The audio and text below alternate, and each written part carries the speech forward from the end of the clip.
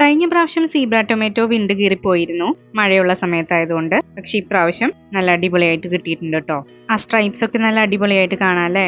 തക്കാളി പഴുക്കുന്നതിന് മുൻപ് dark green കളറിൽ സ്ട്രൈപ്സ് ആയിട്ട് കാണുന്നതാണ് കേട്ടോ. പഴുത്ത് കഴിയുമ്പോൾ ഇതുപോലെ ആ ഓറഞ്ച് കളറിൽ കാണുന്നത് നല്ല ഭംഗിയുണ്ടല്ലേ ഈ സീബ്ര ടൊമാറ്റോ കാണാൻ. എന്നീ സീബ്ര ടൊമാറ്റോ മാത്രമല്ല വേറെ കുറച്ച് വെറൈറ്റി തക്കാളി കൂടി ഹാർവെസ്റ്റ് ചെയ്തിരുന്നു കേട്ടോ. ആദ്യത്തേത് നമ്മുടെ സീബ്ര ടൊമാറ്റോ തന്നെയാണ് കേട്ടോ. ഇത് റെഡ് ഗ്രേപ്സ് ടൊമാറ്റോ, ഇത് റെഡ് ചെറി ടൊമാറ്റോ.